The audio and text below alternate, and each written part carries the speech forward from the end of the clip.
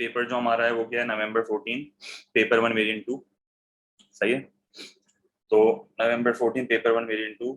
सबसे पहले एमसीक्यू क्या सवाल में लिखा हुआ है, which statement about the problem of scarcity is correct. कह रहा है कि कौन सी स्टेटमेंट स्कार्सिटी की करेक्ट है। तो आई होप आपको स्कार्सिटी याद है। स्कार्सिटी क्या होती है, जब लोगों की वांट्स अनलिमिटेड होती हैं और अपने पास रिसोर्सेस उनको पूरा करने के लिए लिमिटेड होते हैं, तो अपने को जो है वो शॉर्टेज फेस करनी पड़ती है। तो ये कह रहा है कौन सी स्टेटमेंट जो है वो करेक्ट है, तो मुझे करेक्ट वाली स्टेटमेंट को मार्क करना है। Continually rising productivity will increase output and solve scarcity. तो ये कह रहा है कि जब प्रोडक्टिविटी बढ़ेगी, तो प्रोडक्टिविटी बढ़ने का मतलब है क्वांटिटी बढ़ेगी, तो इससे हमारी स्कार्सिटी का मसला हल हो जाएगा। भाई जब क्वांटिटी बढ़ेगी तो प्राइसेस गिरेंगी, प्राइसेस गिरेंगी तो पहले के मुकाबले में क्वांटिटी डिमांड और बढ़ जाएगी, तो लोगों की वांट्स जो है वो और बढ़ जाएंगी, तो इससे स्कार्सिटी का मसला हल नहीं होगा। Future inventions will introduce new products that remove scarcity. अगर फ्यूचर इन्वेंशंस होंगी और नए नए प्रोडक्ट्स इंट्रोड्यूस होंगे, तो लोगों की वांट्स जो हैं वो पहले के मुकाबले में और बढ़ जाएंगी, और जब लोगों की वांट्स बढ़ जाएंगी तो अगेन स्कार्सिटी का मसला हल नहीं होगा, क्योंकि स्कार्सिटी का मसला यही है कि वांट्स अनलिमिटेड है और उनको पूरा करने के लिए रिसोर्सेज लिमिटेड है। Government printing of money will raise incomes and eliminate scarcity. बिल्कुल गलत। जब गवर्नमेंट पागलों की तरह पैसा प्रिंट करेगी तो इकोनॉमी में डिमांड फुल इन्फ्लेशन आएगी, तो इससे हमारी सिचुएशन वर्सन हो जाएगी, और जब लोगों की इनकम्स बढ़ेंगी भी तो लोग वैसे भी डिमांड ज्यादा ही करेंगे, तो स्कार्सिटी का मसला इससे हल नहीं होगा। तो कंक्लूजन इस चीज का यही है कि स्कार्सिटी का मसला कभी भी हल नहीं हो सकता। तो human nature will make the solution of scarcity impossible. क्यों इम्पॉसिबल? क्योंकि हमेशा याद रखना, वांट्स जो हैं वो राइज करती हैं फास्टर देन रिसोर्सेस। हमारी वांट्स हमेशा ज्यादा तेजी से बढ़ती हैं कंपेयर टू रिसोर्सेस, और क्योंकि हमारी वांट्स ज्यादा तेजी से बढ़ती हैं और रिसोर्सेस कम तेजी से बढ़ती हैं, तो हमेशा वांट्स और रिसोर्सेस के बीच में एक इम्बैलेंस रहता है, और वांट्स हमेशा ऊपर ही रहती हैं और रिसोर्सेस हमेशा नीचे रहती हैं। तो हमेशा हमेशा जो है वो स्कार्सिटी का मसला रहेगा, ये कभी भी सॉल्व नहीं हो सकता, इसका सोल्यूशन आज तक निकला ही नहीं है। सही है। अच्छा, तो क्वेश्चन नंबर 1 मेरे ख्याल में बहुत सिंपल था, ओ लेवल का एमसीक्यू था। Question number 2, a firm is considering whether to buy a piece of capital equipment which will cost $2,000। तो एक कंपनी डिसाइड कर रही है कि भाई एक मशीनरी खरीदनी चाहिए जो कि $2,000 की है। It estimates that the equipment will last for 2 years। तो इसने बोला कि भाई पहला ऑप्शन मेरा ये है कि मैं एक सिंपल मशीनरी खरीद लेता हूँ जिसको मैं 2 साल तक इस्तेमाल करूंगा और इससे मैं पैसा छापूंगा, मतलब मैं रेवेन्यू छापूंगा। दूसरा ऑप्शन इसने क्या बोला हुआ है, the alternative is to lend money, किसी को उधार दे दो पैसा, to a finance company at a compound rate of interest of 5%। वो आपको कंपाउंड इंटरेस्ट पता है, कंपाउंड इंटरेस्ट जो है ना वो एडअप होता रहता है। इसका मतलब क्या है? दूसरा ऑप्शन क्या है कि मैं $2,000 2 साल के लिए कंपाउंड इंटरेस्ट पे दे दूं। इसका मतलब क्या है? पहले साल में क्या होगा, मेरे $2,000 की वैल्यू जो है वो 5% से बढ़ जाएगी, और वो कितनी हो जाएगी, 2100 हो जाएगी, क्योंकि ऑब्वियस सी बात है जब इस $2,000 पे मुझे 5% का इंटरेस्ट मिलेगा तो वो टोटल इन्वेस्टमेंट मेरी कितनी हो जाएगी, $2,100 की हो जाएगी। सही है। फिर दूसरे साल में क्या होगा, दूसरे साल में मैं इस 2100 रुपए पे 5% का इंटरेस्ट लूंगा। कंपाउंड इंटरेस्ट का मतलब ये होता है कि जो आपकी साल के एंड में वैल्यू होती है ना इन्वेस्टमेंट की, उस पर वापस से इंटरेस्ट रेट लगता है। अगर ये नॉर्मल, अगर ये सिंपल इंटरेस्ट होता, अगर ये सिंपल इंटरेस्ट होता तो दूसरे साल में भी $2,000 पे ही 5% लगता। क्योंकि ये कंपाउंड इंटरेस्ट है, तो जो आपकी 2100 की अमाउंट आई है ना पहले साल में, दूसरे साल में उस 2100 पे 5% लग रहा है, क्योंकि कंपाउंड इंटरेस्ट का मतलब ये होता है। तो दूसरे साल में मेरी इन्वेस्टमेंट की वैल्यू क्या हो जाएगी, कोई बता दो। $2,100 को 5% से बढ़ाओ, क्या अमाउंट होगी? 2205। सही है। तो इसका मतलब ये हुआ कि अगर मैं पैसा किसी को लेंड करता हूं तो मेरी अमाउंट हो जाएगी 2205। सही है। और अगर मैं इन्वेस्ट करता हूं तो मुझे नहीं पता मेरा रेवेन्यू कितना है। अब सवाल में क्या बोल रहा है, what is the minimum increase in revenue the firm must expect to make it worthwhile buying the equipment. ये कह रहा है कि अगर फर्म इक्विपमेंट खरीदती है तो उसकी मिनिमम अमाउंट इन्वेस्टमेंट की क्या होनी चाहिए अगर मैं इसको पैसा लेंड नहीं करता।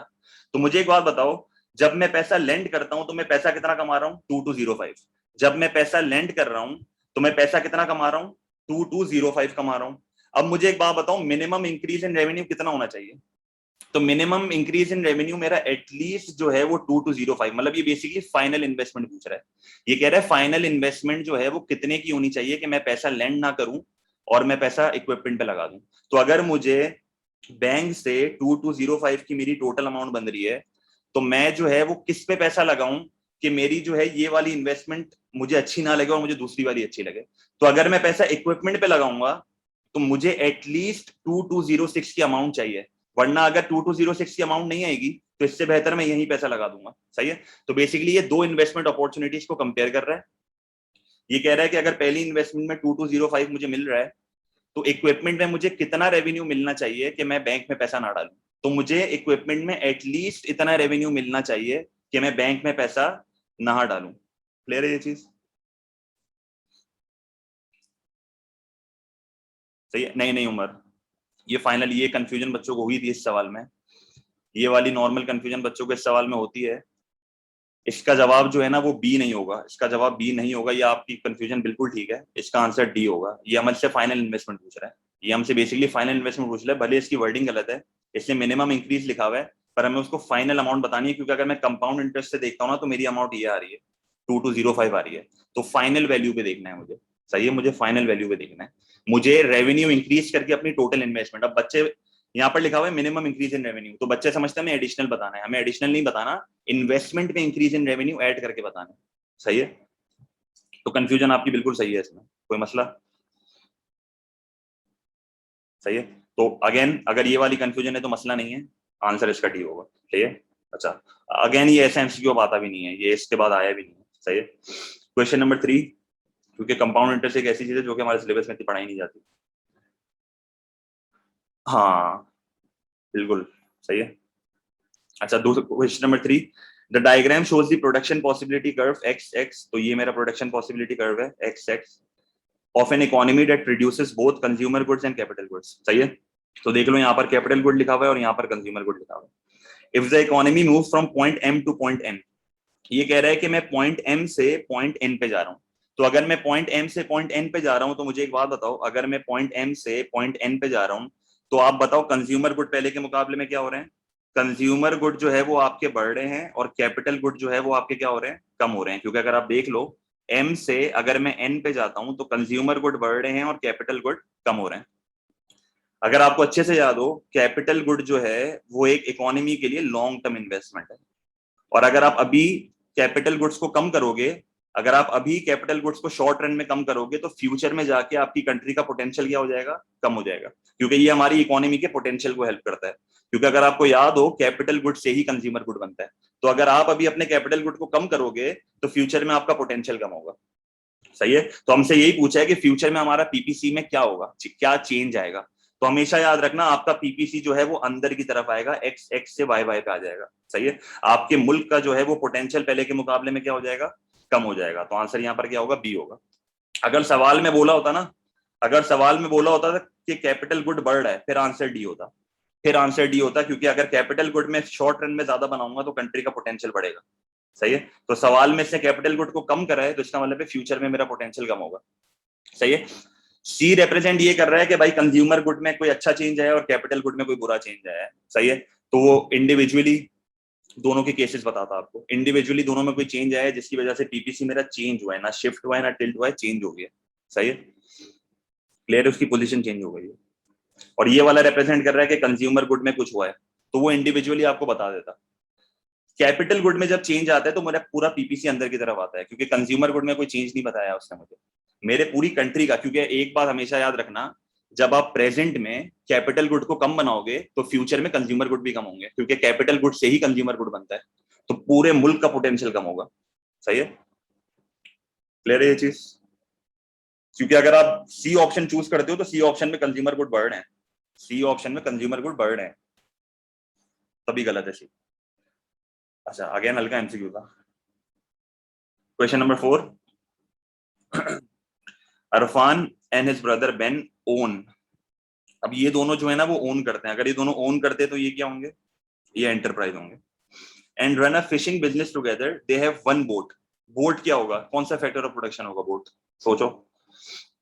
बिल्कुल, बोट क्या होगा? बोट कैपिटल होगा। सही है। When they fish they employ, तो ये दोनों बंदे मेरे लेबर है जिनके अजीब अजीब से नाम है, और फिश जो है वो मेरा लैंड है, नेचुरल रिसोर्स है। They sell the fish to the owner of a local shop.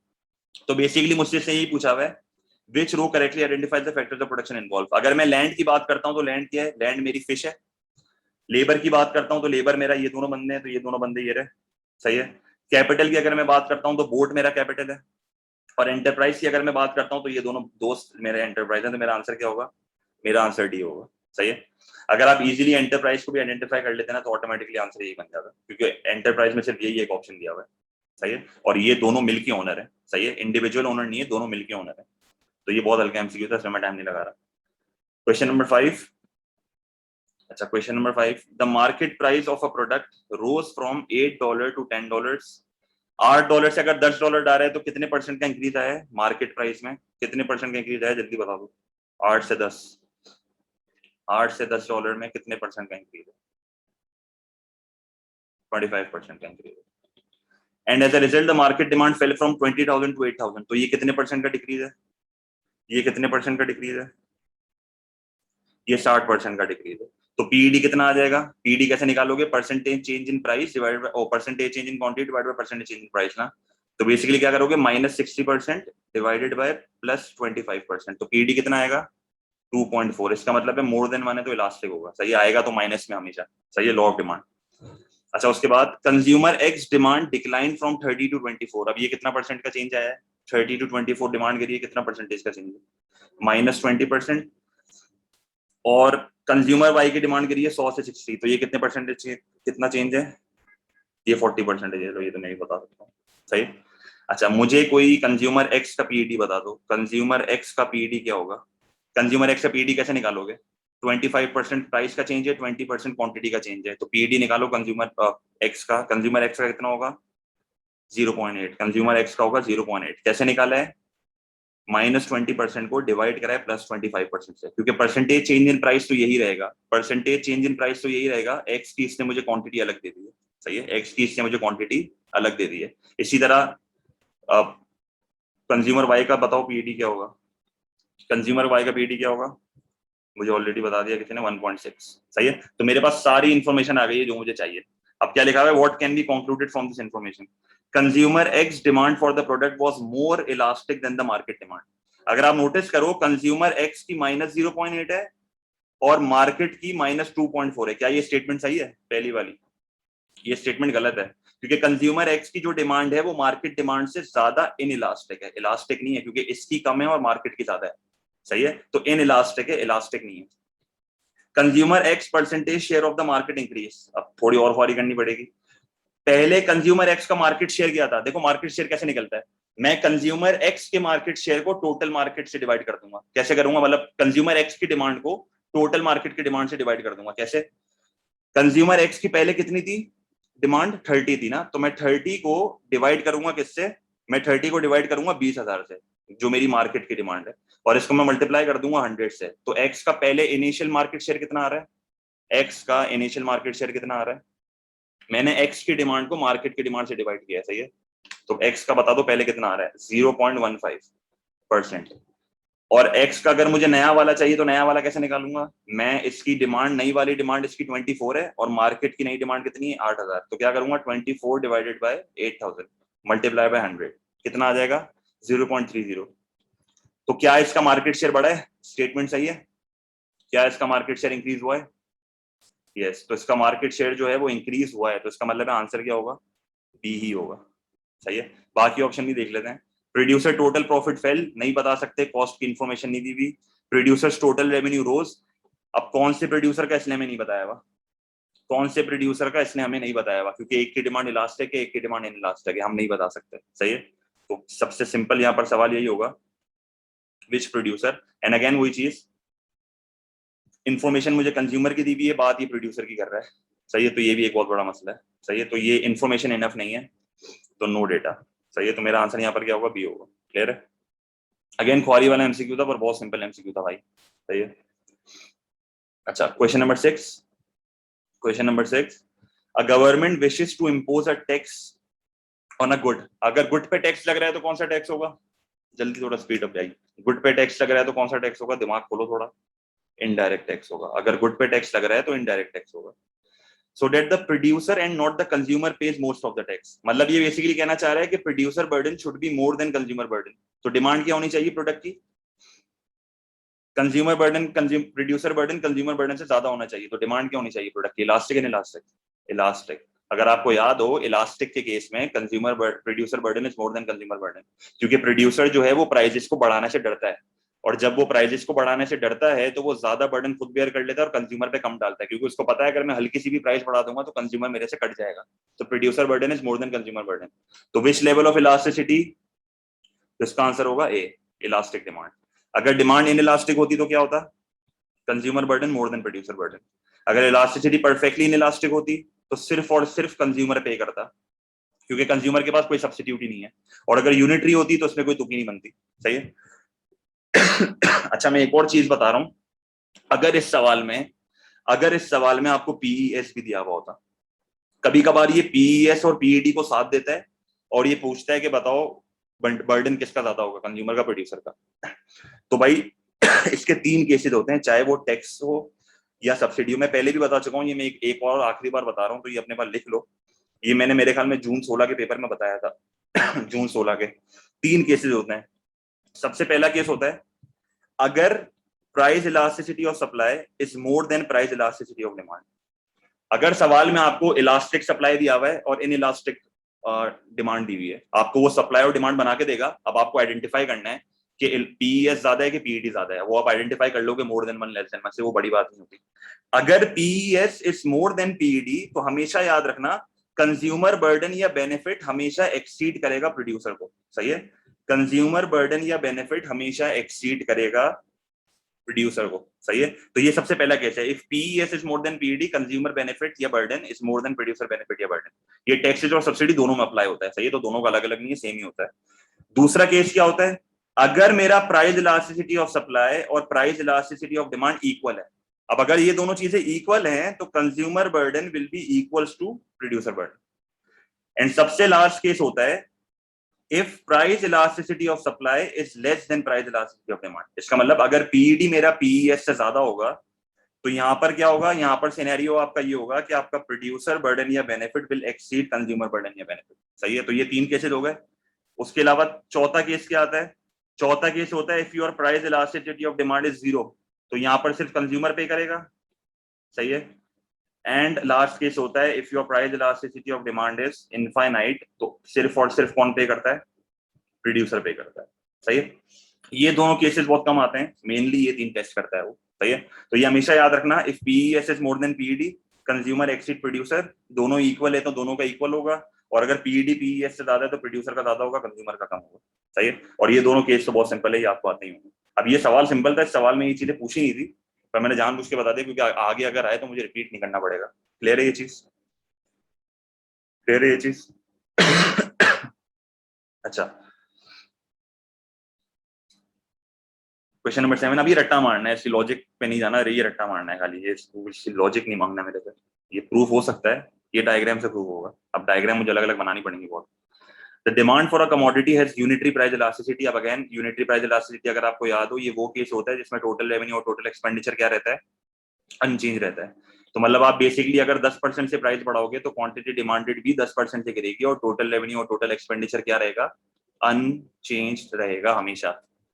अच्छा, ये पहला वाला भी diagram show the relationship between total expenditure and price. अब एक्सपेंडिचर लिख दो या रेवेन्यू लिख दो, कोई फर्क नहीं पड़ता, ये दोनों हमेशा इक्वल होते हैं। अब ऑप्शन नंबर ए अगर चेक करो तो ओरिजिन से स्टार्ट हो रहा है। सही है, ओरिजिन से। और जब भी ओरिजिन से स्टार्ट हो समझ जाना ये कौन सा केस है? ये परफेक्टली इन इलास्टिक का केस है, क्योंकि परफेक्टली इन इलास्टिक के केस में क्या होता है? आप प्राइस 10% से बढ़ाते हो, क्वांटिटी डिमांड पे कोई फर्क नहीं आता, और आपका टोटल रेवेन्यू भी 10% से बढ़ता है। तो प्राइस और रेवेन्यू में प्रोपोर्शनेट चेंज है, पॉजिटिव तो है पर प्रोपोर्शनेट चेंज है। इक्वल चेंज आ जाए तो लाइन किधर से शुरू होती है? ओरिजिन से शुरू होती है, 45 डिग्री लाइन बनती है। सही है। अच्छा, ऑप्शन नंबर सी देखो। सी में इसलिए मुझे देखो थोड़ा अजीब सा बना के दिया हुआ है। अब अगर आपको याद हो, मैं रिपीट नहीं कर रहा ये चीज, अगर एमसीक्यू आगे आएगा तो करा दूंगा। अगर आपको याद हो, मैंने आपको ये चीज करवाई थी जब हमने पहले ये चीज करी थी, पहले टॉपिक पढ़ा था बेसिकली। तो हमने जो है वो क्या करा था, हमने इसके ऊपर डाउनवर्ड स्लोपिंग डिमांड कर बनाया था, अगर आपको याद हो। फिर मैंने बीच में से ये लाइन बनाई थी। सही है। मैंने कहा था कि ये ऊपर वाला हिस्सा इलास्टिक होता है, मिडल वाला यूनिटरी होता है और एंड वाला इनइलास्टिक होता है। तो ये वो वाला केस है। सही है। ये वो वाला केस है, ये हमने पहले करा था। अगेन ये डाउनवर्ड स्लोपिंग डिमांड कर्व पे अप्लाई होता है। सही है। डाउनवर्ड स्लोपिंग डिमांड कर्व और डाउनवर्ड स्लोपिंग डिमांड कर्व कौन सा? Linear demand curve. सही है, downward sloping linear demand curve, जो वाई एक्सिस और एक्स एक्सिस दोनों से टच होता है। सही है, तो उसको लीनियर डिमांड कर्व बोलते हैं। ये वो वाला केस है। ऑप्शन बी आप देख लो, ये हमारा वाला केस है। आप अपनी प्राइजेस को जितना भी बढ़ा लो या गिरा लो, आपके टोटल रेवेन्यू या टोटल एक्सपेंडिचर में कोई भी फर्क नहीं पड़ रहा, तो ये हमारा वाला केस है, क्योंकि यूनिटरी में रेवेन्यू अनचेंज रहता है। तो हमारा आंसर बी तो मुझे मिल गया है। ऑप्शन डी में देखो, इन दोनों का नेगेटिव रिलेशनशिप है, इसका मतलब है इलास्टिक का केस है, क्योंकि इलास्टिक के केस में जब आप प्राइसेस को हल्का सा बढ़ाते हो, क्वांटिटी डिमांडेड बहुत ज्यादा से गिरती है और टोटल रेवेन्यू जो है वो फॉल हो जाता है, तो प्राइस और रेवेन्यू का नेगेटिव रिलेशनशिप होता है। सही है, तो ये डिफरेंट केसेज हैं जो आपको पता होने चाहिए। अब अगेन ये एग्जैक्टली अप्लाई तो नहीं हो रहा, पर अगेन ये एक तरह से पीपीसी तरह से बना हुआ है। अगर ऐसा सवाल आता भी है ना, तो ये आपको ऐसा ऑप्शन देगा नहीं। सही है, तो ये तो बिल्कुल गलत ही ऑप्शन है, बट अगेन इसको आप लिंक कर सकते हो इससे, नेगेटिव रिलेशनशिप। सही है, तो इसका आंसर भी है। अच्छा, question number 8, the price of good X rises by 10%, as a result demand for a substitute good Y rises by 20%. तो X basically ये मुझसे क्या पूछा है, what is the cross elasticity of demand for good Y with respect to the price of good X? तो अगर मुझे XCD निकालना है तो मैं कैसे निकालूंगा? मैं percentage change in quantity demand of good Y और इसको मैं डिवाइड कर दूंगा percentage change in price of good X। सही है, तो percentage change in quantity demand of good Y क्या है? 20% है, तो ये पॉजिटिव 20%, और प्राइस का चेंज क्या है? पॉजिटिव 10%। तो मेरा आंसर यहाँ पर क्या आएगा? +2। अगेन एक्सडी में अगर आपका आंसर पॉजिटिव आता है तो वो क्या होता है? वो सब्सटीट्यूट होता है, और अगर आंसर नेगेटिव आता है तो वो क्या होता है? वो कॉम्प्लीमेंट होता है, और अगर आंसर 0 आता है तो वो क्या होता है? वो अनरिलेटेड होता है। अब बच्चे यहाँ पर दो का आंसर में कंफ्यूज होते हैं। -2 नहीं हो सकता, -2 इज कॉम्प्लीमेंट, +2 आंसर होना चाहिए क्योंकि सब्सटीट्यूट है, क्योंकि इसने लिखा हुआ है साफ साफ यहाँ पे, और आंसर भी आपका पॉजिटिव ही आएगा। सही है, आंसर भी पॉजिटिव आ रहा है। सही है, तो इसका आंसर होगा A+2। बहुत आसान एमसीक्यू, तो इसमें मैं लंबी नहीं करूंगा। Question number 9, the diagram shows the supply curve of coffee in an economy. तो अच्छा, अब ये देखो, ये डायग्राम कॉफी का है ना, तो ये ख्याल रखा करो, ये लिख लिया करो, ये प्राइस ऑफ कॉफी है और ये क्वांटिटी ऑफ कॉफी है। अगर आप ये चीज लिख लोगे ना तो मसला नहीं होगा पेपर में। सही है। अच्छा, दूसरी चीज ये क्या बोल रहा है? The market equilibrium initially at point X but a change moves to point Y. अगर मैं पॉइंट एक्स से पॉइंट वाई पे जा रहा हूँ ना, इसका मतलब है मेरे डिमांड कर्व में शिफ्ट आया है, क्योंकि सप्लाई कर्व में जब भी मूवमेंट आती है, अभी आप ये भी रट्टा मार लो, ये बेसिक चीज है वैसे तो खैर, अगर सप्लाई कर्व में मूवमेंट आ रही है ना, तो इसका मतलब है डिमांड कर्व शिफ्ट हुआ है। सही है, अगर सप्लाई कर्व में मूवमेंट आ रही है, इसका मतलब है डिमांड कर्व क्या हुआ है? शिफ्ट हुआ है, और मेरा डिमांड कर्व यहाँ पर डी से D1 जा रहा है, राइटवर्ड जा रहा है, तो मेरी डिमांड बढ़ रही है। तो इसका मतलब है मेरी कॉफी की जो डिमांड है वो बढ़ रही है, तो मुझे कोई ऐसा फैक्टर ढूंढना है जिसमें मेरी कॉफी की डिमांड बढ़े। सही है, क्योंकि मैं एक्स से वाई जा रहा हूँ। अच्छा, N increase in the wages paid by producers. अब वेजेस की अगर मैं बात करता हूं तो वेजेस सप्लाई फैक्टर है, क्योंकि जब वेजेस बढ़ेंगी तो प्रोड्यूसर की कॉस्ट बढ़ेगी, और जब कॉस्ट बढ़ेगी तो सप्लाई मेरी गिरेगी, तो सप्लाई कर्व मेरा शिफ्ट होगा। यहां पर मुझे डिमांड कर्व को शिफ्ट करना है। A switch in consumer taste from coffee to tea. अगर लोग कॉफी से टी पे चले जाएंगे तो इसका मतलब है कॉफी की डिमांड गिरेगी। ऑप्शन में मुझे डिमांड बढ़ाने वाला केस ढूंढना है। N increase in the price of T. अगर प्राइस ऑफ टी बढ़ेगी, अगर प्राइस ऑफ टी बढ़ेगी तो क्वांटिटी ऑफ टी जो है वो पहले के मुकाबले में गिर जाएगी, और लोग जो है वो स्विच किधर कर जाएंगे? जब क्वांटिटी ऑफ टी गिरेगी तो लोग स्विच किधर करेंगे? लोग स्विच करेंगे कॉफी में, और कॉफी की डिमांड क्या हो जाएगी? कॉफी की डिमांड बढ़ जाएगी। अब आप नोटिस करो, कॉफी की प्राइस पे कोई चेंज नहीं आया, तो factor affecting demand other than price हो रहा है किसके लिए? कॉफी के लिए, क्योंकि कॉफी की प्राइस चेंज नहीं हो रही पर कॉफी की डिमांड बढ़ रही है। तो आंसर क्या होगा? आंसर मेरा यहाँ पर सी होगा। And a tax imposed on coffee producers. अगर कॉफी प्रोड्यूसर्स पे टैक्स लग रहा है तो इसका मतलब इनडायरेक्ट टैक्स है। इनडायरेक्ट टैक्स लग रहा है तो सप्लाई पहले के मुकाबले में गिरेगी, तो सप्लाई कर्व में क्या आएगा? शिफ्ट आएगा। सप्लाई कर्व में क्या आएगा? शिफ्ट आएगा। तो अगेन सप्लाई कर्व में जब भी मूवमेंट होती है डिमांड कर्व शिफ्ट होता है, ये याद रखना हमेशा के लिए, और जब डिमांड कर्व में मूवमेंट होती है तो सप्लाई कर्व फिर शिफ्ट होता है। सही है, इस तरह के एमसीक्यूज में, पीईटी वगैरह में ये सब रख रहा है, हरकतें नहीं करना, इस टाइप के एमसीक्यूज में यही होता है। Question number 10। अच्छा, ये भी एक टेक्निकल एमसीक्यू है, इसमें मैं थोड़ी एक्स्ट्रा नॉलेज दे दूंगा क्योंकि आगे वाले एमसीक्यू में मुझे मसला नहीं होगा। In the diagram OS1 and OS2 are two straight line supply curves। सही है, as price increases the elasticity of supply। अब देखो PES की सबसे खास बात ये है, PES की सबसे खास बात ये है कि मैं आपके सामने दो सप्लाई कर्व्स बना रहा हूं। अब मुझे आप बता देना मैंने कौन से बनाए। सही है, यहाँ पर मैंने लिखा है प्राइस और यहाँ पर मैंने लिखा है क्वांटिटी, और मैं सप्लाई कर्व बना रहा हूँ। मैंने यहाँ पर एक सप्लाई कर्व बनाया, ये कौन सा सप्लाई कर्व है? ये जो मैंने पहला वाला बनाया ये कौन सा सप्लाई कर रहा है, ये इलास्टिक है, तो इसका मतलब है यहाँ पर मेरा पीईएस इज मोर देन 1, ऐसा ही है। हमेशा याद रखना जब भी इलास्टिक सप्लाई के ऊपर, हमेशा याद रखना, ये मैं लिख देता हूँ, जब भी इलास्टिक सप्लाई के ऊपर प्राइस बढ़ती है, जब भी इलास्टिक सप्लाई के ऊपर प्राइस बढ़ती है ना, अगर मैं इस डायग्राम के ऊपर प्राइसेस को बढ़ाता हूं, तो हमेशा याद रखना आपका जो ओवरऑल पीईएस है, आपका जो overall price elasticity of supply है वो गिरता है। सही है, ये चीज क्लियर है। हमेशा याद रखना जब भी इलास्टिक सप्लाई कर्व के ऊपर आप प्राइसेस को बढ़ाते हो तो आपका पीईएस जो है वो गिरता है। सही है, ये पहला लेसन। दूसरा लेसन, अगर मैं यहाँ पर अब वो बना देता हूँ, इन इलास्टिक बना देता हूँ, यहाँ पर मैंने एक इन इलास्टिक सप्लाई कर्व बना दिया। सही, यहाँ पर मैंने लिख दिया सप्लाई और यहाँ पर मैंने लिख दिया पीईएस लेस देन 1, जो कि मेरा कौन सा केस होता है, इन इलास्टिक का केस होता है। ये मेरा कौन सा केस होता है, इन इलास्टिक का केस होता है। नहीं, ये मैथमेटिकली एक मूवीज प्रूवन चीज है, अगेन मैं रट्टा लगवा रहा हूँ ये चीज, इसकी लॉजिक आपको पता होना जरूरी नहीं है। सही है, अगर आप इन इलास्टिक वाले सप्लाई कर्व पे प्राइजेस को बढ़ाते हो, अगर आप इन इलास्टिक वाले सप्लाई कर्व पे प्राइजेस को बढ़ाते हो, सही है, अगर आप इन इलास्टिक वाले कर्व पे प्राइजेस को बढ़ाते हो तो आपका पीईएस क्या होगा, आपका पीईएस बढ़ेगा। सही है, तो अगर आप इन इलास्टिक वाले सप्लाई कर्व पे प्राइजेस को बढ़ाते हो तो आपका पीईएस जो है वो बढ़ेगा। तो इलास्टिक वाले में पीईएस गिरता है, इन इलास्टिक वाले में पीईएस बढ़ता है, तो उल्टा केस होता है। अगर मोर देन 1 है तो वो फिर नीचे की तरफ आता है, अगर लेस देन 1 है तो फिर वो ऊपर की तरफ जाता है। फिर एक सप्लाई कर्व होता है जो ओरिजिन से स्टार्ट होता है, एक सप्लाई कर्व होता है जो ओरिजिन से स्टार्ट होता है। हमेशा याद रखना जो भी सप्लाई कर्व ओरिजिन से स्टार्ट होता है ना, उसका पीईएस हमेशा इक्वल टू 1 होता है। जो भी सप्लाई कर्व हमेशा ओरिजिन से स्टार्ट होता है उसका पीईएस हमेशा इक्वल टू 1 होता है। और हमेशा याद रखना जब भी मेरा सप्लाई कर्व ओरिजिन से स्टार्ट हो रहा है, जब भी मेरा ओरिजिन से स्टार्ट हो रहा है, तो अगर आप इस डायग्राम्स के ऊपर प्राइजेस को बढ़ाओगे तो आपका पीईएस जो है वो कांस्टेंट रहेगा, वो चेंज नहीं होगा।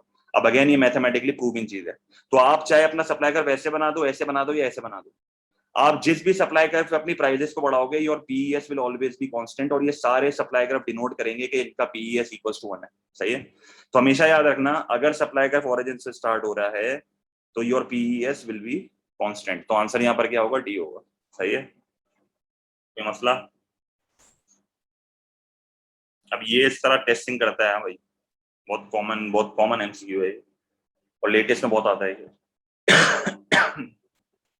सही है, ये रट्टा मारना है भाई, लॉजिक नहीं पूछना। देखो मैं इसलिए नहीं बता रहा, मेरा दिमाग खाओ, ये जरूरत नहीं है इसकी लॉजिक की, ये सिर्फ एमसीक्यू में पूछता है। सही है, स्लोप ग्लोप का गेम होता है, मेरी भी मैथ हल्की है, मुझे इतना नहीं पता। सही है, बस खुश हो गए। अच्छा 11, क्वेश्चन नंबर 11, बेटा मजाक कर रहा हूँ। अच्छा question number 11, in which case will a given increase in the supply of a good cause the greatest fall in the price of the good. मतलब ये कह रहा है कि एक ऐसा डायग्राम बना के दिखा दो जिसमें अगर आप सप्लाई को बढ़ाओ तो आपकी प्राइजेस में सबसे बड़ा फॉल है। अब आप खुद सोच के बताओ प्राइजेस ज्यादा से कब गिरती हैं, इलास्टिसिटी क्या होनी चाहिए, प्राइजेस ज्यादा से गिराने के लिए इलास्टिसिटी क्या होनी चाहिए, अगर ज्यादा से गिरानी है, अगर इन इलास्टिक से भी ज्यादा से गिरानी है, इन इलास्टिक में तो ज्यादा से गिरती है ना, अगर इन इलास्टिक से भी ज्यादा से गिरानी है तो कौन सी होनी चाहिए। मतलब सिर्फ प्राइस चेंज हो, क्वांटिटी पे फर्क ही नहीं है, परफेक्टली इन इलास्टिक। सही है, तो ये मैंने perfectly in elastic demand curve बना दिया। अब जब आप perfectly in elastic demand curve पे सप्लाई को बढ़ाओगे ना, देखो जब आप यहाँ पर सप्लाई को बढ़ाओगे तो आप नोटिस करो आपकी प्राइजेस में ग्रेटेस्ट फॉल आ रहा है। सही है, आपकी प्राइजेस में ग्रेटेस्ट फॉल जो है वो आ रहा है। सही है, तो आप नोटिस कर लो प्राइजेस पी से P1 आ रही हैं और सप्लाई कर्व आपका S1 आ रहा है। तो कौन सा सिनेरियो हम बनाएंगे, परफेक्टली इन इलास्टिक, तो your demand curve should be perfectly in elastic, तो ए आंसर होगा। डिमांड कर्व अगर इनफाइनाइट होगी ना, तो इनफाइनाइट का मतलब है आपका डिमांड कर्व वैसा बना हुआ है भाई, परफेक्टली इलास्टिक। परफेक्टली इलास्टिक के केस में तो प्राइसेस चेंज ही नहीं होती, प्राइसेस सेम रहती हैं। सही है, when the good is inferior good फालतू, when the good price elastic demand is positive, कभी भी पॉजिटिव नहीं हो सकता, हमेशा नेगेटिव होता है। सही है, हमेशा नेगेटिव होता है, PED will always be negative due to law of demand. सही है, ये हमेशा नेगेटिव होगा due to law of demand. सही है, तो इसका आंसर ए होगा, सिंपल है, डायग्राम के बगैर भी हो सकता था।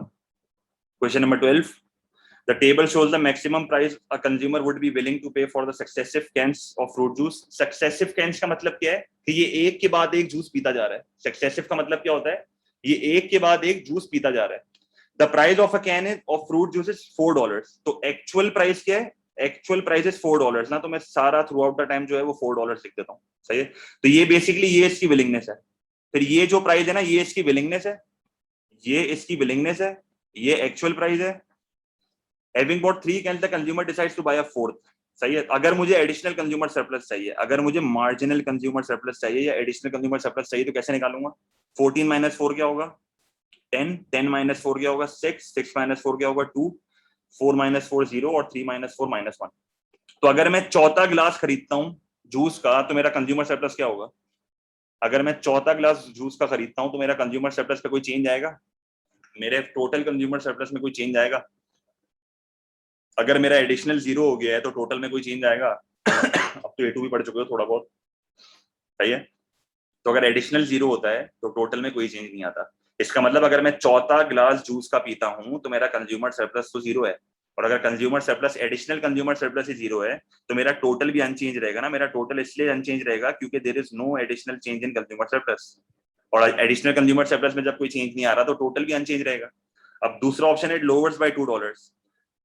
अगर ये मुझसे पूछता ना तीसरा जूस, अगर ये मुझसे पूछता कि मैंने तीसरा जूस पिया है, तो तीसरे जूस के केस में जो है वो मेरा कंज्यूमर सरप्लस $2 से गिरेगा। सही है, क्योंकि मैं और कंज्यूम करूंगा, मेरी सेटिस्फेक्शन गिर रही है। मेरी सेटिस्फेक्शन क्या हो रही है? कम हो रही है। कंज्यूमर सरप्लस इंक्रीज नहीं हो सकता, ये इम्पॉसिबल है, ये नॉट पॉसिबल है। क्यों? क्योंकि हमारी क्वांटिटी बढ़ रही है। अगर क्वांटिटी गिरती तो ऐसा होता, क्योंकि जब आप जूस पीते जाते हो ना, जब आप एक के बाद एक जूस पीते हो तो आपका कंज्यूमर सरप्लस कम होता है ना। पहले देखो, पहले 10 था, फिर 6 था, फिर 2 था, फिर 0, फिर -1। तो ये यूटिलिटी से लिंक करो उसको, सही है। तो आपकी सेटिस्फेक्शन कम होती जा रही है। ये कह रहा है जब मैं चौथा ग्लास पीऊंगा तो क्या मेरी टोटल सेटिस्फेक्शन में कोई फर्क पड़ेगा? नहीं पड़ेगा ना, क्योंकि आपका एडिशनल सेटिस्फेक्शन में कोई चेंज ही नहीं आ रहा, और एडिशनल सेटिस्फेक्शन में जब कोई चेंज नहीं आ रहा तो टोटल भी अनचेंज रहेगा। फिर दूसरे ऑप्शन में कह रहा है लोअर्स बाय $2।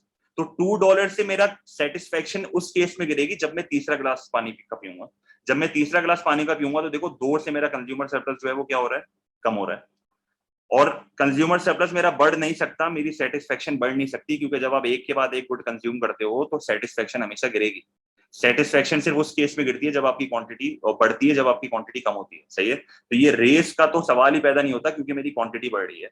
हाँ, अगर आप कहते हैं कि क्वांटिटी गिर रही है तो फिर रेस का मैं बोल सकता था, सही है। तो चीजों को सिंपल रखो, और इसको अगर यूटिलिटी से लिंक करना है तो यूटिलिटी से कर दो, वरना मार्जिनल कंज्यूमर सरप्लस का टेबल अपनी कॉपी में देख लेना, सब याद आ जाएगा, सही है। डिवाइस नहीं हुआ आपको, एक्जैक्ट सेम टेबल आपकी कॉपी में बनी हुई है, यहाँ यही से वो टेबल बनी है, सही है। Question number 13, which combination of changes would enable the price mechanism to allocate resources more efficiently in a monopoly market? more efficiently का मतलब क्या है? सोसाइटी के हिसाब से। अब मोनोपोली नॉर्मली क्या करता है? मोनोपोली एक्सप्लॉइट करता है ना कस्टमर्स को। क्यों एक्सप्लॉइट करता है? वो जानबूझ के आउटपुट को रिस्ट्रिक्ट करता है, वो प्राइजेस को बढ़ाता है ज्यादा से, उसको पता है उसकी क्वांटिटी कम से गिरेगी, और अपना टोटल रेवेन्यू जो है वो बहुत ज्यादा मैक्सिमाइज करता है, तो एब नॉर्मल प्रॉफिट्स कमाता है ना। ऐसा क्यों होता है? ऐसा इसलिए होता है क्योंकि कंज्यूमर की जो पावर होती है, कंज्यूमर की जो पावर होती है वो कम होती है प्रोड्यूसर की पावर से, तभी प्रोड्यूसर जो है वो उसकी मंड के बजाता है, सही है। अगर वो ज्यादा एफिशिएंटली रिसोर्सेज को एलोकेट करता है तो इसके लिए consumer power should be more than producer power, क्योंकि अगर कंज्यूमर पावर ज्यादा होगी, कंज्यूमर की सॉवरेनिटी ज्यादा होगी, तो वो ज्यादा चला सकता है अपनी, वो ज्यादा अपने हिसाब से क्वांटिटी डिमांड कर सकता है, वो सोसाइटी के हिसाब से डिमांड कर सकता है, सही है। तो मोनोपोली के केस में कंज्यूमर एक्सप्लॉइट इसलिए होता है क्योंकि उसकी कंज्यूमर पावर कम होती है कंपेयर टू प्रोड्यूसर पावर। तो अगर आपको रिसोर्सेज को ज्यादा एफिशिएंटली जो है वो एलोकेट करना है तो consumer power should be more than producer power. तो कंज्यूमर की पावर बढ़नी चाहिए, इस वर्ड का मतलब भी पावर होता है भाई, अगर आप गूगल पे देखो तो इस वर्ड का मतलब भी पावर है। तो कंज्यूमर की पावर बढ़नी चाहिए और प्रोड्यूसर की पावर गिरनी चाहिए, सही है। तो ये सिंपल था 13। Question number 14, a firm wishes to build a factory extension. तो एक फर्म जो है वो अपनी फैक्ट्री को बड़ा करना चाह रहा है, permission is required from the government because the extension में इंक्रीज। अब फर्म को क्यों गवर्नमेंट से परमिशन लेनी पड़ रही है? उसको परमिशन इसलिए लेनी पड़ रही है क्योंकि पॉसिबल चांसेस है जब वो अपनी फैक्ट्री को एक्सटेंड करेगा ना तो एक्सटर्नल कॉस्ट बढ़ेगी, और एक्सटर्नल कॉस्ट जब बढ़ेगी तो थर्ड पार्टी की कॉस्ट बढ़ रही है, यहाँ पर गवर्नमेंट बीच में आएगी, क्योंकि गवर्नमेंट फिर अपनी पॉलिसीज लगाएगी। तो प्रोड्यूसर जो है वो परमिशन लेगा गवर्नमेंट से कि क्या मैं अपनी फैक्ट्री को एक्सटेंड कर सकता हूँ। वो इसलिए परमिशन ले रहा है क्योंकि उसको पता है जब वो फैक्ट्री एक्सटेंड करेगा तो पॉसिबल चांसेस है एक्सटर्नल कॉस्ट बढ़ जाएंगे, सही है। तो बाकी सारे ऑप्शन जो है वो इररिलेवेंट है। गवर्नमेंट सिर्फ उसी केस में बीच में आती है जब सोसाइटी के ऊपर हार्म आता है, सही है। तो गवर्नमेंट सिर्फ उसी केस में बीच में आ रही है, क्योंकि अगर ये गवर्नमेंट से पूछ रहा है तो ये एक बहुत बड़ी हिंट है कि भाई यहाँ पर थर्ड पार्टी की बात हो रही है, सही है। कंपेरेटिव कॉस्ट का मतलब होता है कंपेयर टू अदर चीजें ना, कंपेयर वर्ड में पता चल रहा है ना, इररेलेवेंट है बिल्कुल यहाँ पे, सही है, मतलब कंपैरेटिवली दूसरी चीजों से ज्यादा कॉस्ट बढ़ रही है, ये मतलब है इसका, जब दूसरों चीजों से कंपेयर किया जाए, सही है। क्वेश्चन नंबर 15 आपके सिलेबस का पार्ट नहीं है, ये A2 का पार्ट है, क्योंकि ये MSB MSc MPB ये सब हट गया ये इससे, ये A2 में आ गया, सही है, तो 15 को कट कर दो। Question number 16, what can be provided only as a public good. अब अगर आपको याद हो, अब इसने बोला हुआ है only as a public good, इसका मतलब है ये मुझसे प्योर पब्लिक गुड के बारे में पूछ रहा है, और प्योर पब्लिक गुड के 3 फीचर्स होते हैं, आई होप आपको याद हो। सबसे पहला क्या होता है, सबसे पहला आपका होता है नॉन अराइवल, दूसरा आपका होता है नॉन एक्सक्लूडेबल, और तीसरा आपका होता है नॉन रिजेक्टेबल, सही है। अगर मैं पहले ऑप्शन की बात करता हूं, अगर मैं पहले ऑप्शन की बात करता हूं, road use is not a pure public good, क्यों? अगर आप रोड के ऊपर टूल्स लगा दोगे, अगर आप रोड के ऊपर टूल्स लगा दोगे तो एक्सक्लूडेबल का फीचर खत्म हो जाएगा, नॉन एक्सक्लूडेबल का फीचर यहाँ पर खत्म हो जाएगा, वो एक्सक्लूडेबल हो जाएगा, तो ये कौन सा गुड बन जाएगा, ये कॉस आई पब्लिक गुड बन जाएगा। इसी तरह सिक्योरिटी सर्विसेज भी, इसमें भी यहाँ पर चार्जेस लगती हैं, और अगर यहाँ पर चार्जेस लगेंगी तो ये ऑटोमेटिकली क्या बन जाएगा, कॉस आई पब्लिक गुड। तो हमेशा यहाँ पर जो है ना वो एक्सक्लूडेबल वाले कॉन्सेप्ट, अगर मैं कहता हूँ कि रोड पे ट्रैफिक हो गई अगर मैं रोड पे कहता हूँ कि रोड पे ट्रैफिक हो गई, तो नॉन राइवल वाला फीचर भी खत्म हो जाएगा, क्योंकि जब रोड पे ट्रैफिक हो जाएगी तो राइवलरी आ जाएगी, क्योंकि अगर एक बार रोड फुल हो गई तो दूसरे की कंजम्पशन कम हो जाएगी ना, सही है। Street lighting is a pure public good, सही है, street lighting is a pure public good, यहाँ पर non excludable, non rival, non ejectable हमेशा रहते हैं। टीवी ब्रॉडकास्टिंग में भी अगेन जब चार्जेस लग जाएंगे तो वो नॉन एक्सक्लूडेबल वाला कॉन्सेप्ट यहाँ पर खत्म हो जाता है, तो ये ऑटोमेटिकली फिर कॉसाई बन जाता है, सही है। तो इसने मुझसे प्योर पब्लिक गुड पूछा है, मुझसे मुझे कॉसाई पब्लिक गुड नहीं बोला, सही है।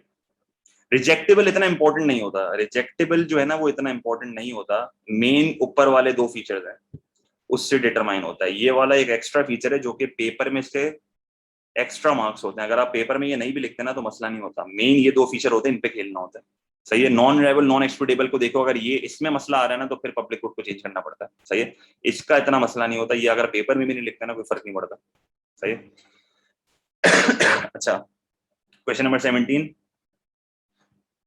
क्या बोल रहा है, the diagram shows the demand for and supply of a foreign made mobile, the initial position on the domestic market is x. तो इनिशियल पोजीशन क्या है, एक्स है, तो मैं बेसिकली क्या करूंगा, ये मेरा इनिशियल डिमांड है, ये मेरा इनिशियल डिमांड है, और ये मेरा इनिशियल सप्लाई, सही है।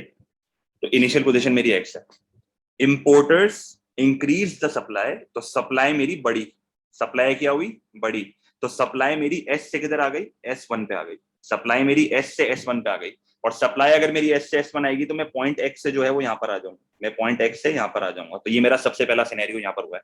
दूसरा, and there was an increase in demand for the phone, दूसरा क्या हुआ है कि मेरे फोन की डिमांड बढ़ी है, तो जब फोन की डिमांड बढ़ेगी तो मैं डी से D1 आ जाऊंगा, और यहाँ फिर मैं क्या आ जाऊंगा, फिर मैं इस पॉइंट से किधर आ जाऊंगा, इधर आ जाऊंगा, तो ये मेरा स्टेप नंबर 2 है। अब मैं किधर आके खड़ा हूँ, अपने जी के ऊपर आके खड़ा हूँ, पहले मैं यहां से इधर गया, सप्लाई बढ़ी, फिर मैं इस पॉइंट से इधर आया क्योंकि मेरी डिमांड बढ़ी, सही है, यहां तक क्लियर है। तो फिर मैं आगे पढ़ू, यहां तक क्लियर है, अब आगे थोड़ा कंफ्यूजिंग हो जाएगा ये। हाँ, अब दूसरा, अब देखो उसने आगे क्या लिखा हुआ, the government considered whether to protect domestic manufacturers with a limit on imports which would keep the supply at the initial quantity। इसने initial quantity पे कोटा लगा दिया, इनिशियल क्वांटिटी पे कोटा कैसे लगाएगा, मेरी इनिशियल क्वांटिटी कौन सी थी, एक्स थी, इनिशियल क्वांटिटी ये थी, तो इसका मतलब है ये यहाँ पर कोटा लगाएगा, इसने क्या करा, इसने इनिशियल क्वांटिटी पे कोटा लगा दिया।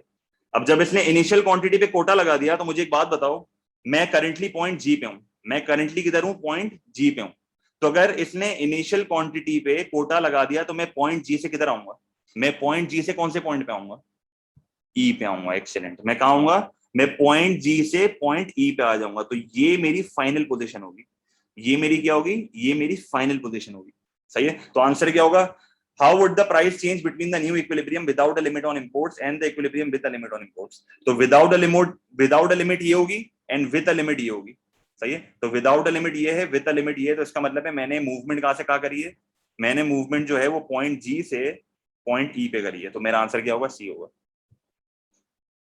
क्या बोल रहे हो, एफ पे नहीं आ सकते ना, एफ पे क्वांटिटी ज्यादा है, एफ पे क्वांटिटी ज्यादा है, इनिशियल क्वांटिटी पे कोटा लग गया है, एफ पे तो मैं रुक ही नहीं सकता, एफ पे तो मैं रुक ही नहीं सकता, यहाँ पर कोटा लगा हुआ है, मुझे यहाँ पर आना लाजमी है, एफ पे तो मैं रुक ही नहीं सकता, अलाउ ही नहीं है, सही है। अगर आप एफ पे आओगे तो क्वांटिटी ज्यादा होगी, कोटा का कॉन्सेप्ट ही खत्म हो जाएगा, गवर्नमेंट ने लिमिट लगा दी है यहाँ पे। सही है। तो अगर मैं एफ पे होऊंगा तो मेरी क्वांटिटी ज्यादा होगी और ये इलीगल होगा। क्लियर है, समझ आ गया हमजा एंड मुइज? क्लियर है, सही है। हाँ नहीं आ सकते ना, क्योंकि कोटा लगा हुआ है, आप एफ पे आ ही नहीं सकते, आप डायरेक्ट ई पे जाओगे। Question number 18, the government imposes a maximum price of P2 on a product. तो P2 पे मैक्सिमम प्राइस लगा है, इसका मतलब है ये मेरा मैक्सिमम प्राइस है। अब मुझे बताओ ये मैक्सिमम प्राइस अफेक्टिव है कि इनअफेक्टिव है? सिंपल सा सवाल, ये अफेक्टिव है कि इनअफेक्टिव? ये इनअफेक्टिव है, तो ये maximum price ineffective maximum price लगा हुआ है। इनअफेक्टिव मैक्सिमम प्राइस जब लगता है तो क्या यहाँ पर प्राइस कंट्रोल अपना काम करता है? क्या प्राइस कंट्रोल यहाँ पर, क्योंकि देखो प्राइस कंट्रोल का मकसद क्या होता है? प्राइस कंट्रोल का मकसद होता है इक्विलिब्रियम को खत्म करना। मैक्सिमम प्राइस कहती है कि प्राइस या तो ये होगी या तो इसके नीचे होगी, अगर इसके नीचे ही इक्विलिब्रियम है तो मैं वापस इक्विलिब्रियम पे फॉल बैक कर जाऊंगा।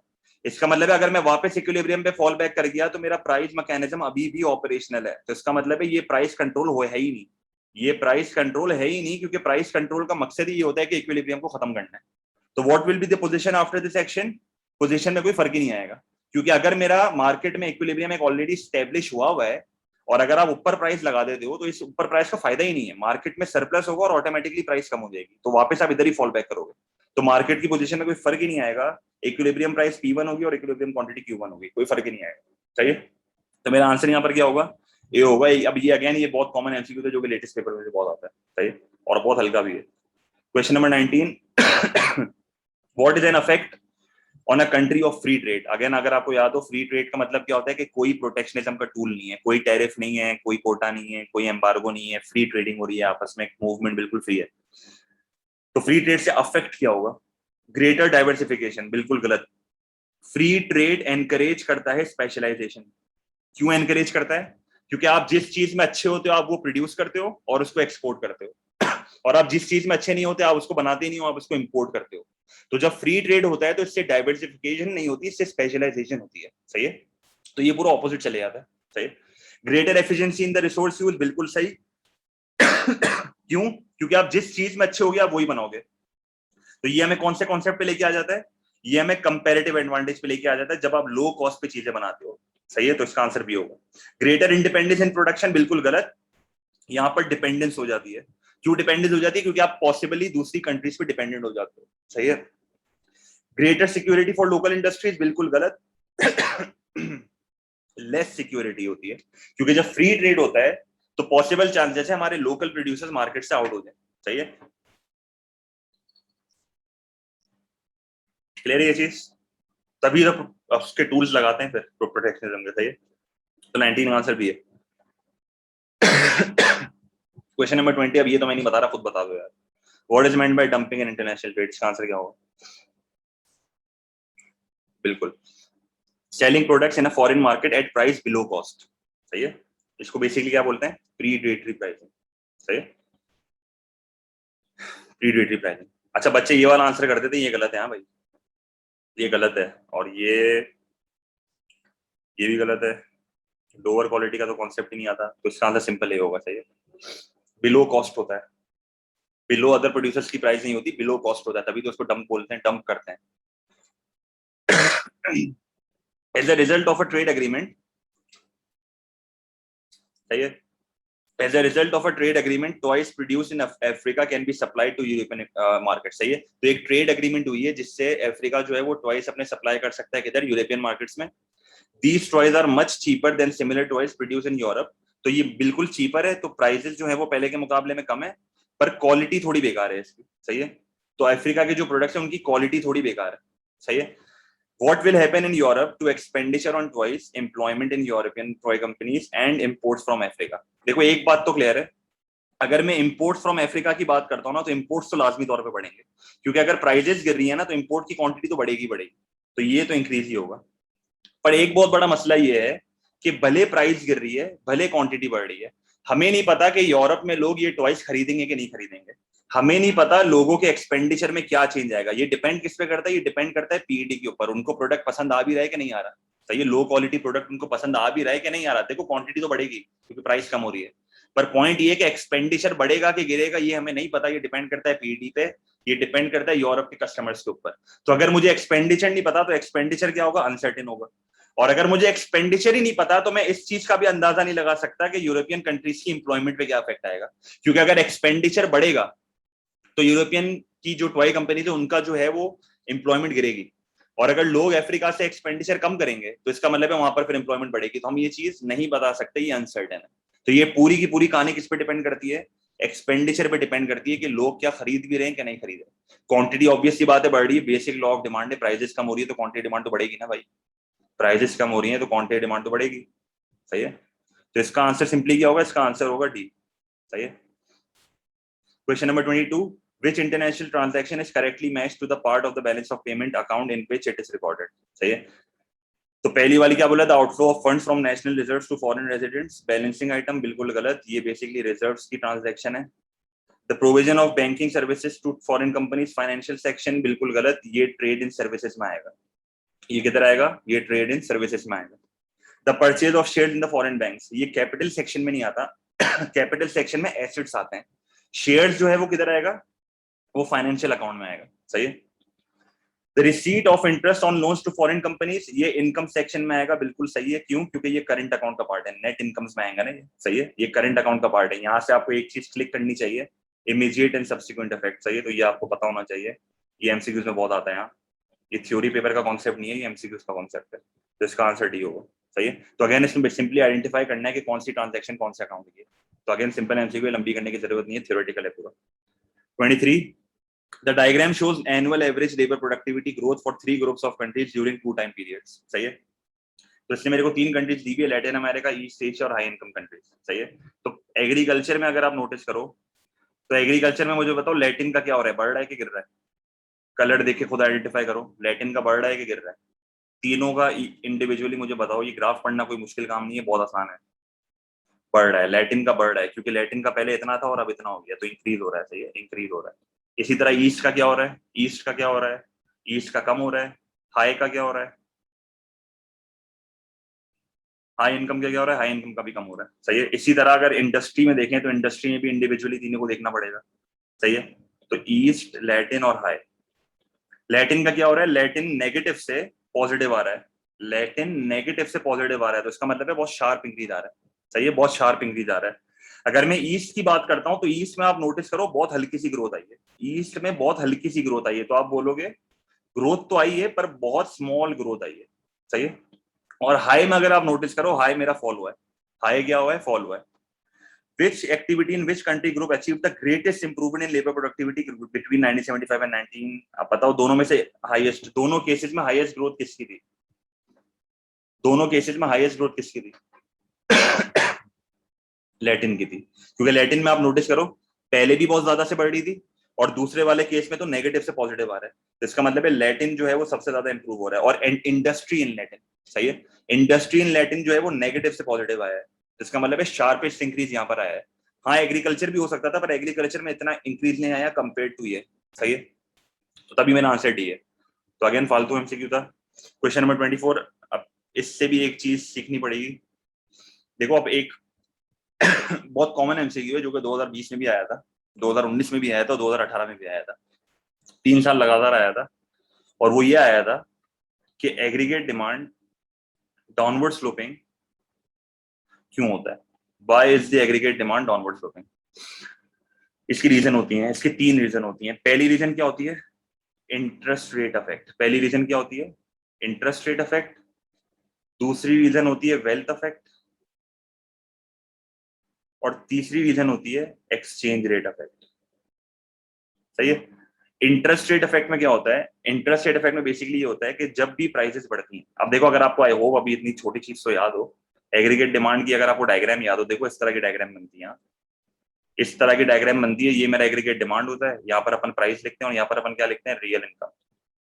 सही है, तो मैं ना तुम लोग को प्राइस इंक्रीज से समझा रहा हूँ, मैं तुम लोग को प्राइस इंक्रीज से समझा रहा हूँ यही चीज। सही है, तो प्राइस इंक्रीज के सारे केसेस में कराऊंगा ताकि ये तीनों रीजन आपको ऑटोमेटिकली क्लियर हो जाए। तो प्राइस जब इंक्रीज होती है तो रियल इनकम क्यों गिरता है, बेसिकली वजह ये पता नहीं है मेरे को। सही है, तो अगर प्राइसेस बढ़ती हैं सही है। अगर प्राइसेस, अब देखो इसकी पूरी चेन बनती है, मैं चेन यहाँ पर बना देता हूँ, जगह पे से कम है थोड़ी, बना के दिखा देता हूँ। अगर मैं आपको कहता हूँ कि प्राइसेस बढ़ रही हैं, तो प्राइसेस बढ़ेंगी तो परचेजिंग पावर क्या होगी? सिंपल सा सवाल। प्राइसेस बढ़ेंगी तो परचेजिंग पावर क्या होगा? कम होगी। अच्छा मुझे एक बात बताओ, आप लेट से आप एक चीज खरीद रहे हो और उसकी प्राइसेस बढ़ गई हैं, अगर आपको वही एग्जैक्ट क्वांटिटी खरीदनी है, सही है, लेट से आप, मैं कहता हूँ कि आप 100 रुपए में 2 आइटम खरीदते थे, अब वो चीज महंगी हो गई है, तो अगर आपको 2 ही आइटम खरीदने हैं तो क्या आपको ज्यादा पैसों की जरूरत है, हाँ या ना? अगर आपको वही 2 चीजें खरीदनी है अभी भी, तो क्या आपको ज्यादा पैसों की जरूरत है? तो अगर आपको ज्यादा पैसों की जरूरत है तो आप मनी डिमांड को बढ़ाओगे? अगर आपको ज्यादा पैसों की जरूरत है, आप मनी डिमांड को बढ़ाओगे? मनी डिमांड का मतलब है आपको हाथ में ज्यादा कैश चाहिए। मनी डिमांड का मतलब है आपको हाथ में ज्यादा कैश चाहिए, आप पैसों की डिमांड ज्यादा करोगे। और जब आप पैसों की डिमांड ज्यादा करोगे और मनी सप्लाई सेम रहेगी, मनी सप्लाई में कोई फर्क नहीं आ रहा, मनी सप्लाई में कोई फर्क नहीं आ रहा, तो आप नोटिस करो, अगर आपकी मनी सप्लाई सेम है, अगर आपकी मनी सप्लाई सेम है और आपका मनी डिमांड बढ़ रहा है, तो आप नोटिस करो इंटरेस्ट रेट क्या होगा? इंटरेस्ट रेट क्या होगा? बढ़ेगा। सही है। अगर आपकी मनी सप्लाई सेम है और आपकी मनी डिमांड बढ़ती है तो इंटरेस्ट रेट क्या होगा? बढ़ जाएगा। ये चीज क्लियर है? ये चीज में कोई मसला? तो जब आपकी मनी सप्लाई कांस्टेंट होती है और मनी डिमांड बढ़ता है तो इंटरेस्ट रेट क्या होगा? इंटरेस्ट रेट बढ़ जाएगा। और जब इंटरेस्ट रेट बढ़ेगा तो पहले के मुकाबले में कंजम्पशन भी कम होगी, इन्वेस्टमेंट भी कम होगी, और जब ये दोनों चीजें कम होंगी तो हमारी इकोनॉमी में इनकम्स भी ऑटोमेटिकली कम होगी। सही है। तो ये पहली रीजन होगी एग्रीगेट डिमांड के डाउनवर्ड स्लोपिंग होने की। सही है। तो बेसिकली कंजम्पशन और मेरी प्राइसेस का नेगेटिव रिलेशनशिप है। सही है। तो पहली चीज आपकी ये आ गई। सही है, पहली चीज आपकी ये आ गई। दूसरी चीज, वेल्थ इफेक्ट क्या बोलता है? वेल्थ इफेक्ट ये बोलता है कि जब भी एक गुड की प्राइस बढ़ेगी तो पहले के मुकाबले में आपकी औकात गिर जाएगी, और जब पहले के मुकाबले में आपकी औकात ही गिर जाएगी तो आप अपनी कंजम्पशन को कम कर दोगे। वेल्थ इफेक्ट ये कहता है। वेल्थ इफेक्ट कहता है कि भाई जब एक गुड की प्राइस बढ़ जाएगी तो आपकी औकात गिरेगी, और जब आपकी औकात गिरेगी तो आप कंजम्पशन ऑटोमेटिकली कम कर दोगे, और कंजम्पशन ऑटोमेटिकली कम करोगे तो रियल इनकम जाहिर सी बात है गिर जाएगी, तो आपकी कंट्री में जो इनकम्स हैं वो क्या होंगी? फॉल हो जाएंगी, जीडीपी फॉल हो जाएगा। एक्सचेंज रेट इफेक्ट ये कहता है कि जब भी एक कंट्री में प्राइसेस बढ़ती हैं, जब भी एक कंट्री में प्राइसेस बढ़ती हैं तो उस कंट्री का एक्सपोर्ट का रेवेन्यू गिरता है, और जब उस कंट्री का एक्सपोर्ट का रेवेन्यू गिरता है तो बैलेंस ऑफ ट्रेड क्या हो जाता है? डेफिसिट। और जब बैलेंस ऑफ ट्रेड डेफिसिट होता है तो उस कंट्री में इनकम्स क्या होती हैं? फॉल होती हैं। तो ये 3 रीजंस होती हैं एग्रीगेट डिमांड के डाउनवर्ड स्लोपिंग होने की, जो आपको पता होनी चाहिए। सही है। अब इस सवाल में मुझसे बेसिकली इसने यही पूछा हुआ है, देखो सवाल में इसने क्या पूछा हुआ है, सवाल में इसने मुझसे ये पूछा हुआ है, the diagram which shows part of the process that causes the aggregate demand curve slope downwards to the right is incomplete। इसको कंप्लीट करना है। तो प्राइजेस के बढ़ने से इंटरेस्ट रेट क्या होना चाहिए? बढ़ेगा गिरेगा? प्राइजेस के बढ़ने से इंटरेस्ट रेट क्या होगा? पहला सिनेरियो नंबर 1, ऑप्शन नंबर 1 में क्या होगा? अगर मैं इसकी बात करता हूं तो इसमें क्या लिखूंगा? इंक्रीज लिखूंगा, यस। तो आप क्या लिखोगे? Rises rises. प्राइजेस के बढ़ने से रियल वैल्यू ऑफ सेविंग क्या होगी? बढ़ेगी गिरेगी? सेविंग की वैल्यू, आपकी परचेजिंग पावर कम हो रही है ना, तो आपकी परचेजिंग की पावर फॉल होगी, आपकी सेविंग की वैल्यू फॉल होगी, तो ये आ जाएगा फॉल और फॉल। और प्राइजेस के बढ़ने से कंजम्पशन क्या होगा?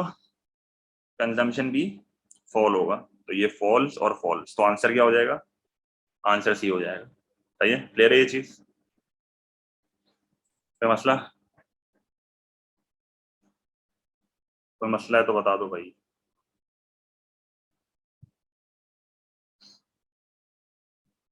ये कॉपी करना है तो कॉपी कर लो, 1 मिनट ले लो।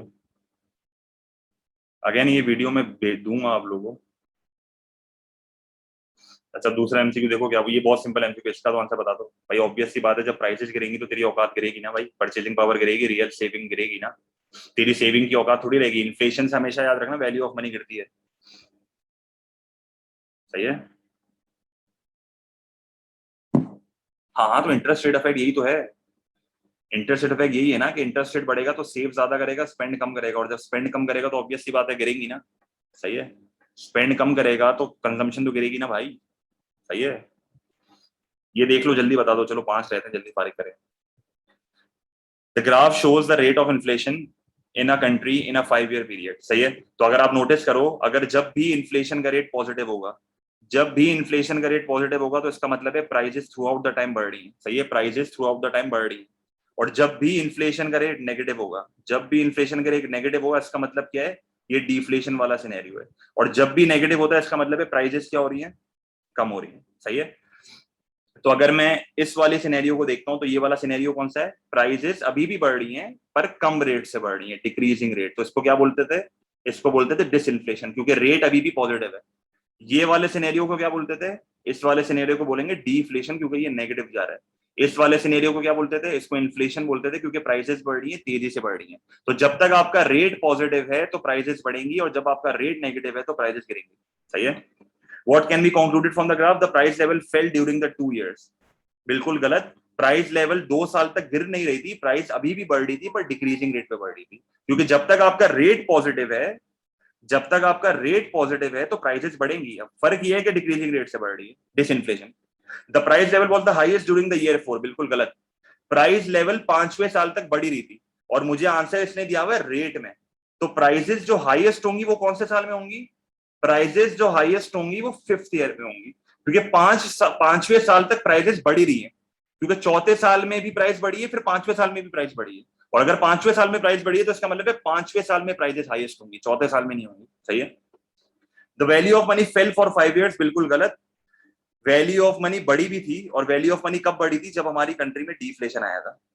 सही है। तो the value of money rose in year 1, क्योंकि हमेशा याद रखना ये एक साल जो था ना, ये वाला जो एक साल था, इस वाले एक साल में, ये एक साल में मेरी कंट्री में डिफ्लेशन था।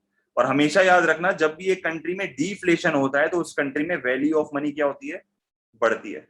और इसी तरह जब भी एक कंट्री में इन्फ्लेशन होता है उस कंट्री में वैल्यू ऑफ मनी क्या होता है, गिरता है। सही है। तो ये अभी सिंपल सी चीज है, क्योंकि जब प्राइसेस गिरती हैं तो आपकी वैल्यू बढ़ती है, परचेजिंग पावर बढ़ती है। सही है। तो जब तक रेट पॉजिटिव है प्राइसेस बढ़ रही हैं। हमेशा याद रखना जब तक रेट पॉजिटिव है तो जब जो सबसे लेटेस्ट ईयर होता है ना, वहां पर प्राइसेस हाईएस्ट होती हैं, क्योंकि 5 साल तक देखो ये through out the time prices बढ़ रही हैं। अगर through out the time prices बढ़ रही हैं तो प्राइसेस हाईएस्ट किधर होंगी, इधर होंगी ना। सही है। तभी मेरा ऑप्शन जो है वो बी गलत है। सही है। तो इसका आंसर क्या होगा, इसका आंसर डी होगा, इसका आंसर डी होगा। सही है। अच्छा, 26। What might explain an increase in the volume of countries imports? तो वॉल्यूम का मतलब होता है क्वांटिटी, एक कंट्री की वॉल्यूम क्यों बढ़ रही है, इंपोर्ट्स की क्वांटिटी क्यों बढ़ रही है, an appreciation of countries exchange rate. A answer होगा इसका। क्यों, क्योंकि जब एक मुल्क में एप्रिसिएशन होता है तो एक्सपोर्ट की प्राइसेस क्या होती हैं, बढ़ती हैं, और इंपोर्ट की प्राइसेस क्या होती हैं, कम होती हैं। तो इंपोर्ट की प्राइसेस जब गिरेंगी तो इंपोर्ट की क्वांटिटी बढ़ जाएगी, तो इससे इंपोर्ट की क्वांटिटी बढ़ेगी तो कंट्री की वॉल्यूम बढ़ेगी इंपोर्ट्स का। टैरिफ, जब एक कंट्री में टैरिफ बढ़ता है ना तो टैरिफ से इंपोर्ट की प्राइसेस बढ़ती हैं, और जब इंपोर्ट की प्राइसेस बढ़ती हैं तो इंपोर्ट की क्वांटिटी कम होती है। रिसेशन इन द कंट्री, जब कंट्री में रिसेशन होता है तो उस कंट्री में लोगों की इनकम्स गिरती हैं, जब लोगों की इनकम्स गिरती हैं तो इंपोर्ट तो वैसे ही कम हो जाते हैं। Arise in the countries income tax, income tax बढ़ता है तो डिस्पोजेबल इनकम कम होगी, डिस्पोजेबल इनकम कम होगी तो कंजम्पशन कम होगी, कंजम्पशन कम होगी तो इंपोर्टेड गुड्स पे भी कंजम्पशन कम होगी। तभी यहाँ पर मेरा आंसर है। सही है। An appreciation of the countries exchange rate. 27। What is the most likely consequence of an increase in a country's balance of payment deficit? एक कंट्री का बैलेंस ऑफ पेमेंट का डेफिसिट बढ़ रहा है। बैलेंस ऑफ पेमेंट डेफिसिट का बढ़ने का मतलब क्या है, उस कंट्री से आउटफ्लोज बढ़ रहे हैं, मुल्क से पैसा ज्यादा बाहर जा रहा है। तो जब एक कंट्री से पैसा ज्यादा बाहर जाएगा तो उस कंट्री की करेंसी की वैल्यू बढ़ेगी कि गिरेगी, गिरेगी। उसकी कंट्री की वैल्यू डेप्रिशिएट होगी, क्योंकि जब मुल्क से ज्यादा पैसा बाहर जा रहा है तो इसका मतलब है सप्लाई ऑफ डॉलर बढ़ रहा है, और जब सप्लाई ऑफ डॉलर बढ़ेगा तो उस करेंसी की वैल्यू गिरेगी, बढ़ेगी नहीं। सही है। तो डिक्रीज होगा, डेप्रिसिएशन होगा। तो पहला ऑप्शन तो हमारा गलत हो गया automatically. N increase in the level of income, N increase in the level of income with in the country. जब एक मुल्क में डेफिसिट होगा तो उस कंट्री में इनकम बढ़ेगी, बताओ। सही है। तो यहां पर क्या होगा, उस कंट्री में इनकम जो है वो कम होगी, क्योंकि डेफिसिट बढ़ने का मतलब है आपका एक्स माइनस एम कम हो रहा है। एक्स माइनस एम कम होने का मतलब ये है आपकी कंट्री में डेफिसिट आ रहा है। सही है। तो बेसिकली बीओटी डेफिसिट बोल सकते हैं इसको, मैं डेफिसिट बोल देता हूँ, बीओटी डेफिसिट से याद रख लो इसको। Reduction in the quantity of money with in the country. बिल्कुल सही, क्योंकि आपके मुल्क से पैसा बाहर जा रहा है, और जब आपके मुल्क से पैसा बाहर जा रहा है तो आपकी कंट्री में पैसों की रोलिंग गिर रही है, क्योंकि आपके मुल्क में आउटफ्लो ज्यादा हो रहा है। तो आंसर क्या होगा, सी हो जाएगा। Reduction in the unemployment, unemployment बढ़ेगी, अनएम्प्लॉयमेंट इंक्रीज होगी। सही है। तो इनकम डिक्रीज होगी और अनएम्प्लॉयमेंट इंक्रीज होगी। क्यों, क्योंकि जब आपकी कंट्री में बैलेंस ऑफ ट्रेड डेफिसिट होगा तो उस कंट्री में एग्रीगेट डिमांड कम होगी, और एग्रीगेट डिमांड कम होगी तो अनएम्प्लॉयमेंट ऑटोमेटिकली बढ़ेगी। सही है। तो सी आंसर हो गया इसका। बस आखिरी दो रह गए।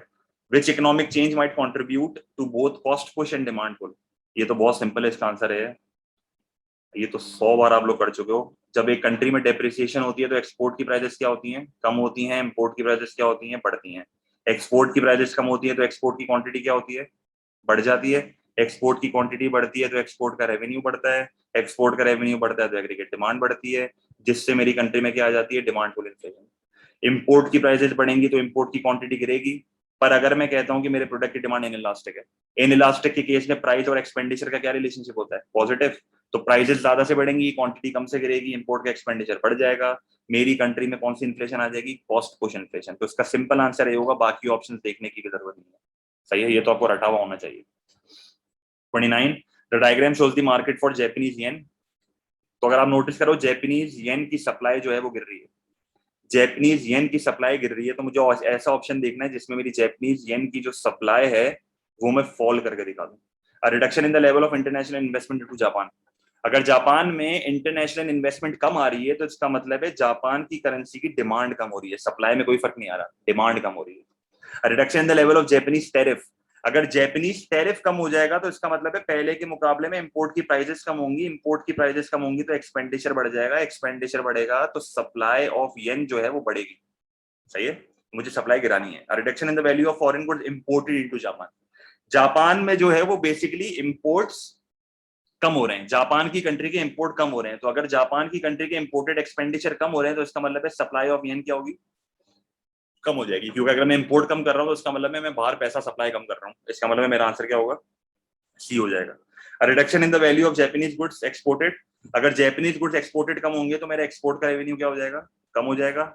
एक्सपोर्ट का रेवेन्यू कम होगा तो मेरी करेंसी की डिमांड कम होगी, सप्लाई पे कोई फर्क नहीं पड़ेगा। सही है, सही है, तो मेरी डिमांड पे फर्क आएगा, सप्लाई पे कोई फर्क नहीं आएगा। Last MCQ, to reduce a deficit on the current account of the balance of payment, a government imposes a limit on the foreign exchange rate, foreign exchange rates people and firms can purchase. तो basically ये क्या हो रहा है, exchange control. अच्छा, ये पाकिस्तान ने करा है। अगर आप थोड़ी सी इकोनॉमी फॉलो कर रहे हो तो ये पाकिस्तान ने करा है। पाकिस्तान ने बेसिकली क्या करा है, इमरान खान ने वो थंब इम्प्रेशन शुरू कर दिया है डॉलर के खरीदने पे। तो ये बेसिकली एक तरह से एक्सचेंज कंट्रोल है, क्योंकि जो बंदा ज्यादा डॉलर खरीदेगा ना उसको पकड़ लेंगे, बोलेंगे भाई क्यों इतने खरीद रहा है, क्या वजह है। सही है, तो एक्सचेंज कंट्रोल का मतलब ये होता है कि गवर्नमेंट ने एक कोटा सेट कर दिया कि भाई एक बंदा जो है वो इससे ज्यादा डॉलर नहीं ले सकता। तो अगर मुझे एक बात बताओ, गवर्नमेंट ने पॉलिसी लगाई है, अब इससे इन्फ्लेशन रेट क्यों बढ़ेगा, इससे इन्फ्लेशन रेट इसलिए बढ़ेगा क्योंकि लोगों के पास जो है डॉलर कम होंगे। अब जब लोगों के पास डॉलर ही कम होंगे तो वो बाहर से इंपोर्ट कम करेंगे। जब वो इंपोर्ट कम करेंगे तो उनको मजबूरी में जो है वो डोमेस्टिक से महंगी चीजें खरीदनी पड़ेंगी। तो firms may have to purchase a more expensive domestically produce raw materials, जिसकी वजह से फर्म्स की कॉस्ट बढ़ेगी और जिसकी वजह से इकोनॉमी में कौन सी इन्फ्लेशन आएगी, कॉस्ट पुश इन्फ्लेशन आएगी। Firms may have to sell more of their output on the domestic market. इसका कोई रिलेशन नहीं है एक्सपोर्ट से, ये पॉलिसी इंपोर्ट्स के लिए होती है, तो इसका एक्सपोर्ट से कोई लेना देना नहीं है। सही है, इसका ना एक्सपोर्ट से लेना है ना डोमेस्टिक से लेना देना है। The change in the demand for foreign currency on the foreign exchange market में lead to an appreciation in the exchange rate. यहाँ पर एक बहुत बड़ा मसला है, डिमांड का यहाँ पर लेना देना है ही नहीं, यहाँ पर सारी बात हो रही है सप्लाई के ऊपर। सही है, तो डिमांड का यहाँ पर लेना देना है ही नहीं, तो आप इसको भी हटा दो। The change in supply of the domestic currency on the foreign exchange market में reduce the money supply in the domestic economy. Again, domestic economy में रोलिंग बढ़ेगी, क्योंकि डोमेस्टिक इकोनॉमी में रोलिंग इसलिए बढ़ेगी, रोलिंग ऑफ मनी इसलिए बढ़ेगी क्योंकि डोमेस्टिक में परचेजिंग ज्यादा होगी, क्योंकि इंपोर्ट्स कम हो जाएंगे। तो ये उल्टा बोल रहा है। सही है, ये उल्टा बोल रहा है। Money supply in the domestic economy बढ़ेगी क्योंकि पैसों की रोलिंग डोमेस्टिक में बढ़ेगी, क्योंकि लोग जो है वो डोमेस्टिक से खरीदेंगे, इंपोर्ट नहीं करेंगे। सही है,